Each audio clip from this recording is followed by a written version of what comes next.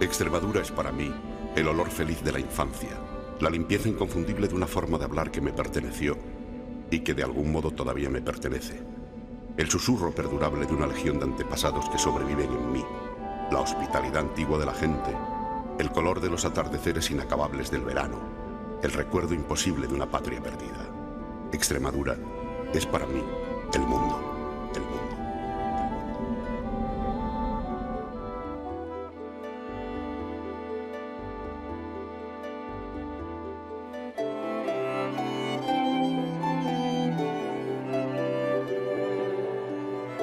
El viaje de Carlos V, aquel emperador que era hijo de Felipe el Hermoso y doña Juana de Castilla, tenía su meta, como todo el mundo sabe, en Yuste, un lugar de refugio frente a las adversidades de la edad. Un rincón perdido donde aquel hombre poderoso, uno de los primeros impulsores de la idea de unificación en Europa, buscó el descanso final con todos sus vicios, todas sus obsesiones, todos sus miedos. A Carlos le hablaron o le impusieron estas soledades y aquí se vino. Según cuentan, a la incorregible Austria le gustaba saborear todo lo que estas tierras le ofrecían de placer, especialmente las excelencias gastronómicas. De estas gargantas y ríos, de estas sierras y laderas, le llegaban a la mesa truchas y pescados, cabritillos, corderos, todo aquello que alteraba su gota para sumirle después en un arrepentimiento que derivaba en religión. Hoy todas estas tierras veratas, cercanas al monasterio, son un refugio frente a una modernidad demasiado absorbente y un paraíso del viajero que puede vivir la ilusión de un espacio privilegiado, alejado de los saqueos medioambientales, en estas laderas de Gredos y de la Sierra de Tormantos que tanto simbolizan, donde además, a poco que se lo proponga, será tratado como un emperador.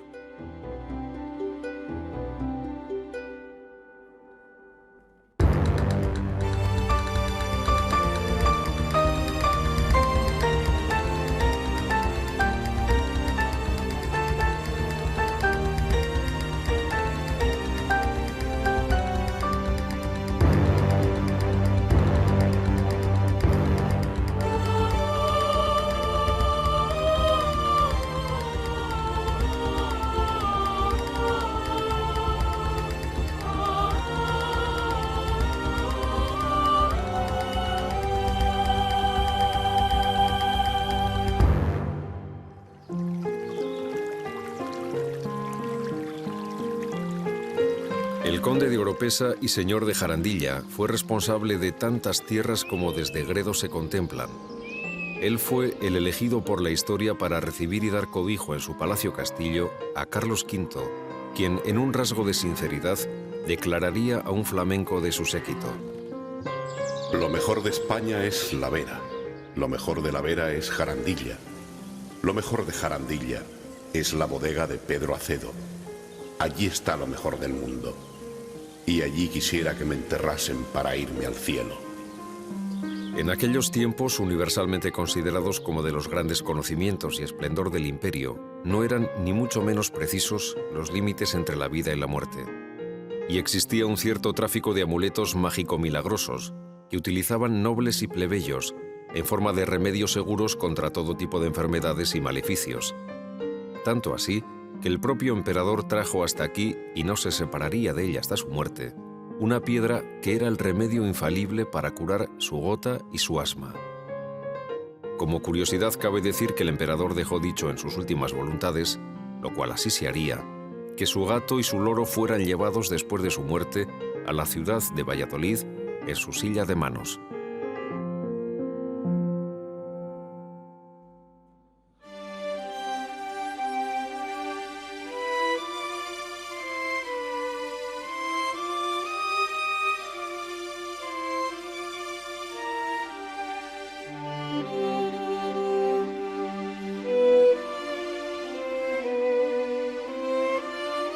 A medio camino entre Cuacos y Jarandilla se encuentra Aldeanueva de la Vera, un pueblo al que rodean y abrazan dos gargantas. Pero no es solo el sonido del agua bajando entre las rocas lo que da un carácter especial a este pueblo, sino algo intangible, como una sensación de estar en un lugar amable, armónico, que invita a la relajación. Un lugar de otro tiempo, con sus calles llenas de misterio, sus placitas irregulares y esas casas donde permanecen casi inalterables los signos característicos de las típicas construcciones de la Vera.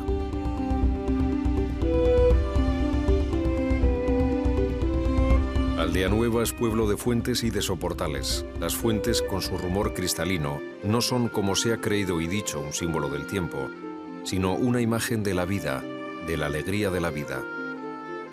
Los soportales, por el contrario, representan un espacio de refugio e intimidad, que se prolonga por las calles de pasadizos cubiertos y rincones escondidos que parecen no existir.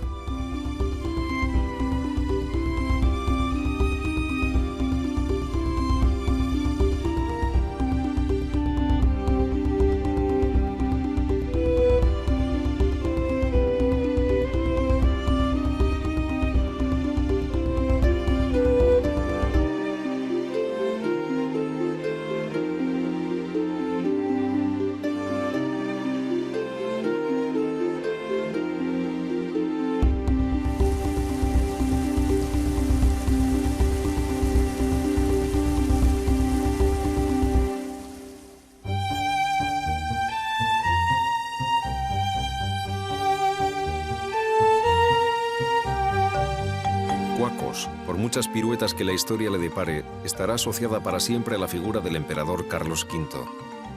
Pero es además, pese a tanta historia vivida, un pueblo con un encanto realmente extremo, una delicia. En Cuacos, aparte de esos rasgos orientales y semíticos que actúan como sustrato de la cultura en Extremadura y en toda Castilla,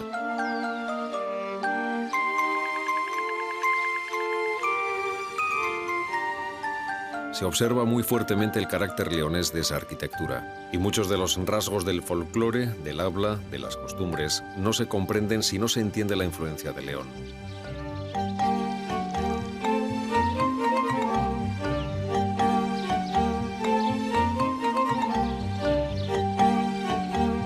Casas volcadas al interior, donde tras cruzar la puerta de entrada se hallan las grandes puertas por las que se accede a la cuadra.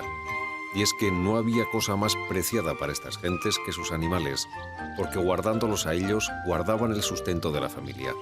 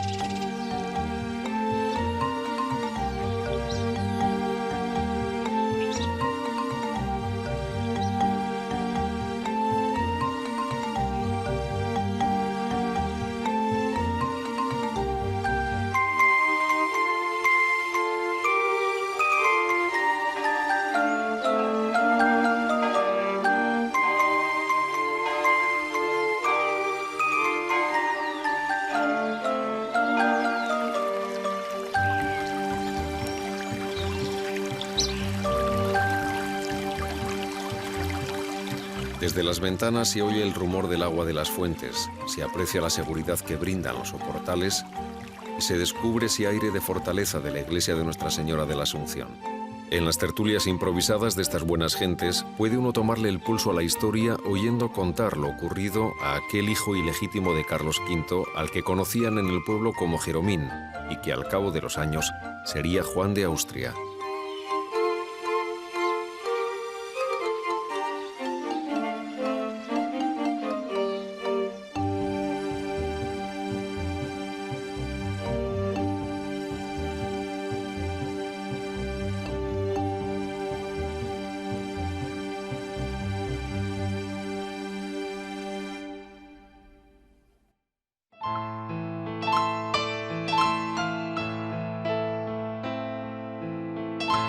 Los 2 años que Carlos V vive en Yuste acosado por la gota, el asma y los excesos, son años en los que Carlos de Gante muestra una ironía esencial. Por una parte intenta encontrar un momento de sosiego, un camino para encontrarse a sí mismo y poner su alma a punto para encontrarse con Dios. Mientras, por otra, se cuida muy mucho de que no le falten las cosas terrenales que más adora, la comida entre ellas. Recibe de todos los conventos de la piel de España dulces y confituras, anguilas de Valladolid, terneras de Zaragoza, salchichas de Denia, anchoas de Cádiz, mazapanes de Toledo, lenguados de Lisboa, perdices de Flandes y ostras del puerto de Sevilla.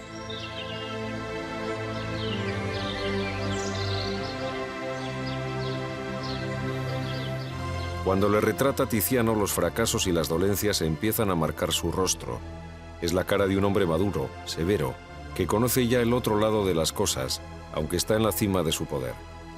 Una sabiduría que con el tiempo le lleva a la ironía un tanto cínica, pues es imposible para él abandonar el placer. El inolvidable Pedro de Alarcón hizo un retrato preciso cuando visitó Yuste. Estancia verdaderamente deliciosa, más propia de una villa romana o de un Carmen granadino que de un monasterio oculto en los repliegues y derivaciones de una sierra de Extremadura.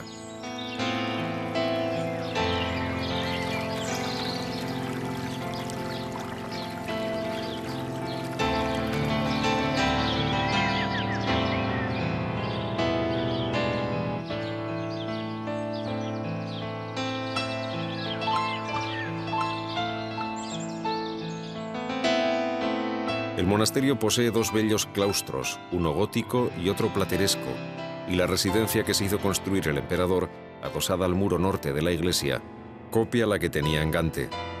4 sencillas estancias y una rampa que permitía al emperador llegar a caballo hasta la puerta de sus aposentos.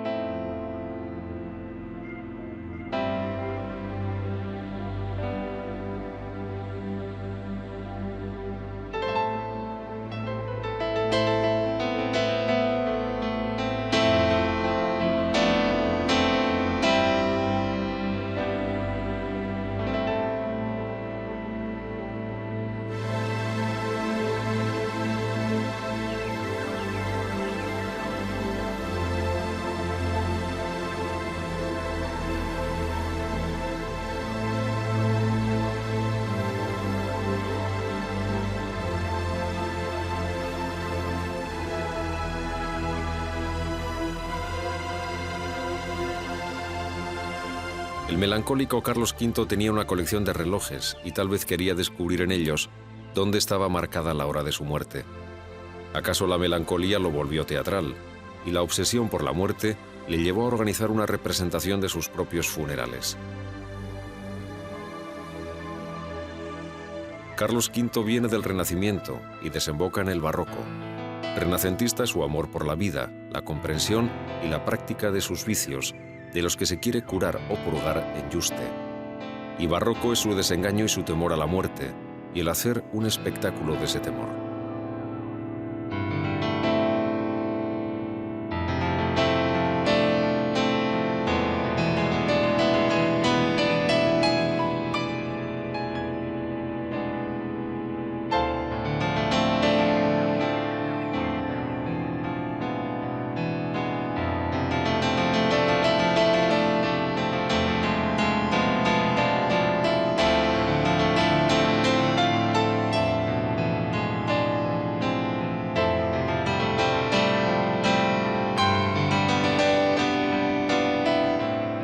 Lo que hoy destaca de Yuste es la fuerza del mito, porque los pueblos no se miden solo por su historia, sino también por sus mitos. Y los mitos de España se han correspondido casi siempre con seres errantes, espíritus inquietos e inconformes, como este viajero y excepcional Carlos de Gante. Un mito que nació de otro mito, el de la loca de amor, aquella reina Juana de Castilla. El de un hombre que luchó contra el propio miedo, construyendo un imperio, con el que quiso resucitar a Augusto o a Carlomagno. Dicen algunos de sus biógrafos que fue de una inteligencia excepcional, como corresponde a aquellos que intentan civilizar la tierra, civilizar el tiempo y dignificar el pedazo de historia que les ha correspondido. Su retiro en Yuste hizo engrandecer su leyenda.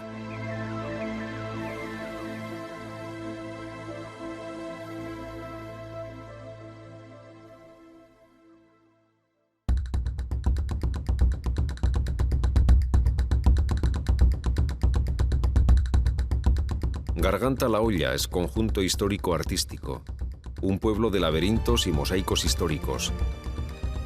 Una buena idea es acercarse a él andando desde Yuste.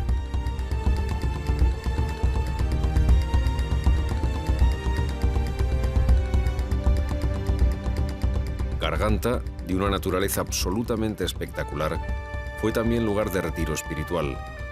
En efecto, San Galo fundó un cenobio en la ermita de San Martín, donde vivió Juan Magno en compañía de los monjes benitos. Pero fundamentalmente, en Garganta, más que a la oración, las gentes se dedicaban a la agricultura, al pastoreo y al comercio. La mayoría de los comerciantes eran judíos, que en los buenos tiempos pudieron hacerse casas donde lucir sus escudos. Pero después del decreto de expulsión, la Inquisición de Garganta tuvo un momento de una gran rigurosidad. Incluso algunos escudos de linajes de gentes juzgadas como judías practicantes están picados por el Santo Oficio. No es extraño que alguno de ellos acabara en la picota del suplicio, donde eran ajusticiados o presentados al pueblo aquellos que cometían algún delito. Garganta la Olla, cuyo entramado urbano parte de la plaza donde llegan sus dos principales calles, la calle Llana y la calle del Chorrillo, es un pueblo de casas adinteladas. Y en el rincón de la Piórnala está la Casa de la Peña, llamada así por estar sostenido su piso superior por una viga de madera que se apoya en una roca que sobresale del suelo. Pueblo con hospital de pobres y mendigos y cárcel, y lugar donde nació Pedro Carvajal, capitán general de la Armada y virrey de Nápoles. En el haber de su historia pequeña está la fama de sus prostíbulos, famosos en toda la comarca. A ellos acudían no solo los ricos comerciantes, sino gente común y la soldadesca. La reina católica, por real decreto, permitió ejercer el oficio de moza de fortuna a condición de que se diferenciaran de las demás por llevar de color pardo los picos de sus enaguas. De ahí el dicho de irse de picos pardos. El prostíbulo de la Casa de las Muñecas, el más famoso para la historia, tenía pintada de añil su fachada y esculpido en el granito de Toza una muñeca que se repetía en la cerradura. Era el lugar preferido de los soldados de Carlos V, que también buscaban desahogo en la Casa de las Mozas de Fortuna.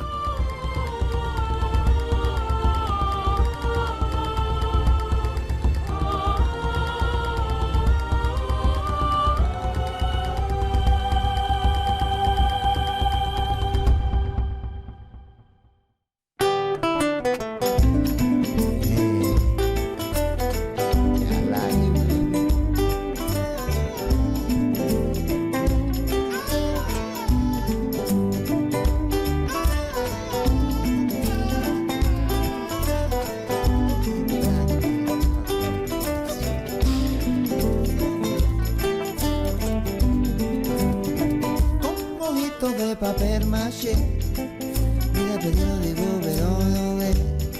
Ya anda coche pero ya no va. Y tira el aire de tu caminar. Tú ya sabes me gusta un poco pintar.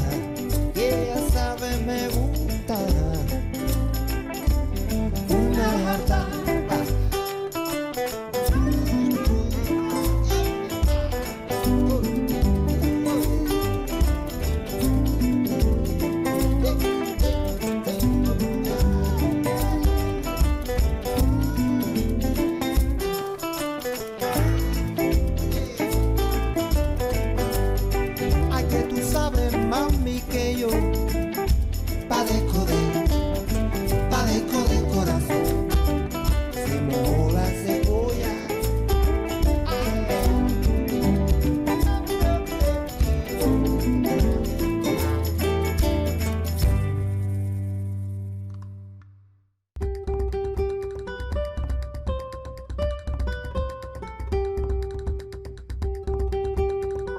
Collado, cercano a Jaraiz, se organiza urbanísticamente en torno a la Plaza del Llano y a la Plaza de Hernán Cortés, donde está la iglesia de San Cristóbal.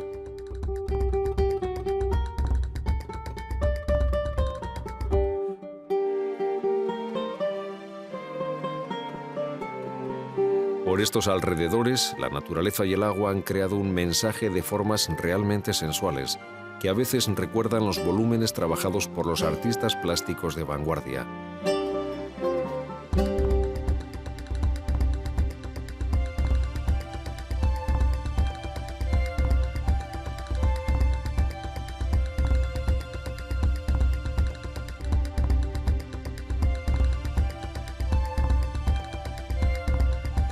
Jaraiz es el foco industrial y comercial de la comarca. Sus orígenes se remontan a la Edad Media, cuando los musulmanes conquistaron la zona y construyeron el legendario Castillo de Jariza, cuya princesa dará nombre a la localidad. Y pese a ser un pueblo donde las nuevas construcciones son ya muy numerosas, aún cabe encontrar algún resto de arquitectura entramada. Se conservan todavía viejas casas hidalgas, placitas y calles adoquinadas. Y se puede disfrutar no solo de sus alrededores, sino de su importante oferta de ocio y diversión, para lo que es, sin duda, el centro más importante de la zona.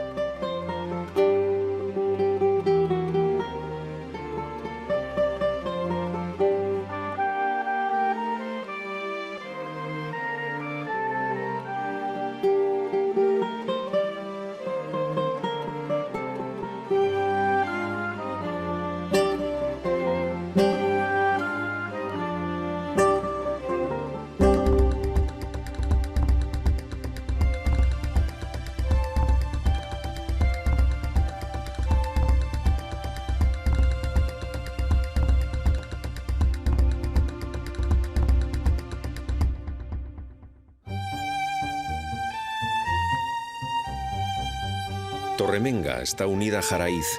Solo hay un paseo entre una y otra localidad. Su nombre le viene de una vieja torre, probablemente visigoda, situada al noroeste de la población. Torre Menguada. Un buen sitio para comprar pimentón, jamón, cerezas o aceite.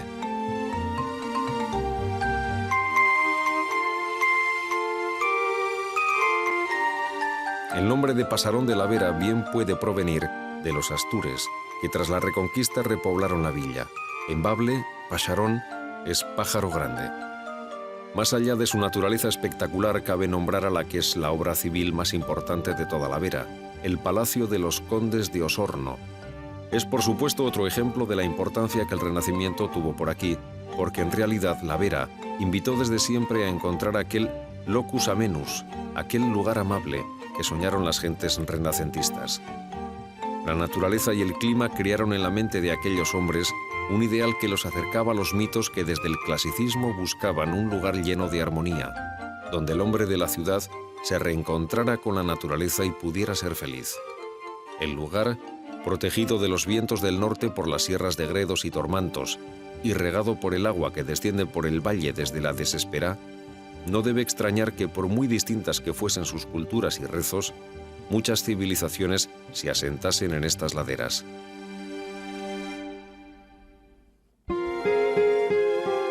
Ya en el llano, cerca al hermoso Tietar, Tejeda está entre el campo arañuelo, la influencia de las tierras del Marquesado y la Vera. Se reconoce por la blancura de su caserío y los colores más vivos que el del resto de los pueblos serranos que la rodean. Su naturaleza es serena y sus calles luminosas. Y las montañas están al fondo creando un marco muy envolvente. Arroyomolinos sí conserva algunos ejemplos de arquitectura verata, y es un placer ir descubriendo sus rincones, como se descubre un espacio íntimo. En ese recorrido no solo nos sorprenden algunas de sus casas, sino sus fuentes, sus plazas y la iglesia de San Nicolás de Bari. En Garguera, donde ya alienta el llano, es bueno despedirse de la Vera. También aquí todo se anuncia. También este es un pueblo donde están presentes las cosas más diversas. El granito es más dorado aquí. Sin la oscuridad queda la sierra, pero el aire es igualmente puro y a veces llega el olor de la nieve. No sería oportuno abandonar la Vera sin hacer referencia a aquella mujer que por los riberos del Tajo, allá en Garganta la Olla, de donde se la supone originaria, pervive en toda su dimensión mítica. La legendaria fémina es la historia hecha leyenda, que unas veces muere ajusticiada en la Gorka, otras se suicida e incluso llega a gozar de un final feliz. Son bastantes los que hablan de la Serrana como de una bandolera cuyo refugio sería una cueva ubicada en las cercanías del Salto del Gitano, y cómo, al ser apresada, se descubrieron en el lugar los tesoros que había robado.